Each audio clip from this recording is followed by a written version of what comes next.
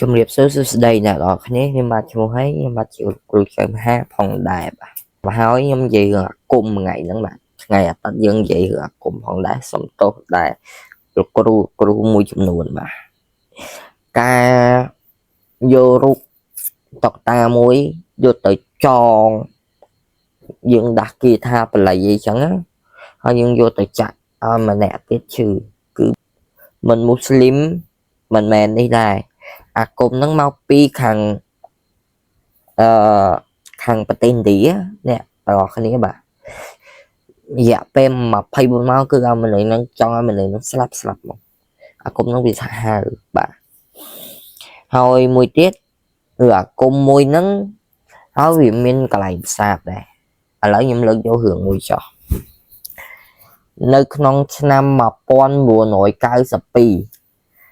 តាមឯកសារចាស់នៅខាងកើតប្រទេសឥណ្ឌាមានគ្រូមួយតាគ្រូមុនអាគមទៅពេលរើប្រទេសអីចឹងទៅអ្នកនរគ្នាក៏យកមកជុលមួយសូត្របល័យសូត្រដាស់ហើយក៏ចាក់នឹងតុក្កតាមួយនោះធ្វើឲ្យម្នាក់នោះឈឺប្រកាច់គឺថាបណ្ដោយ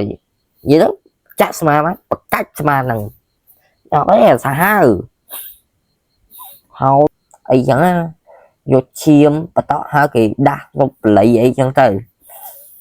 មិនសុទ្ធបល័យបែបខ្មែរណាបែបថាបល័យរបស់ប្រទេសគេអីចឹងទៅណាបាទវាស័ក្តិសិទ្ធអីចឹងទៅ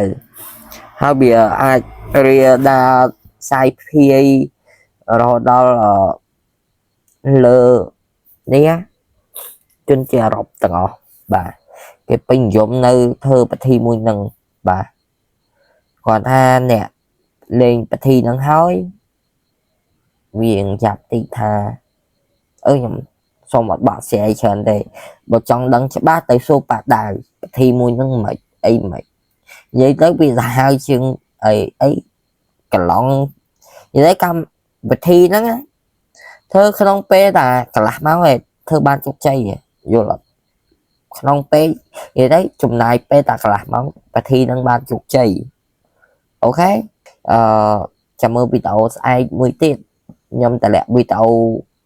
ជារឿងបែបខ្មោចអីចឹងហើយមកនៅក្នុងប្រទេសយើងទេអ្នកគ្នាបាទពីច្រើនខ្ញុំយកមកពីប្រទេសគេចេះហើយយកមកបកប្រើអ្នកគ្នាស្ដាប់អីចឹងទៅជួបគ្នានៅវីដេអូក្រោយសូមជួយ like share ម្នាក់មួយផងបាទ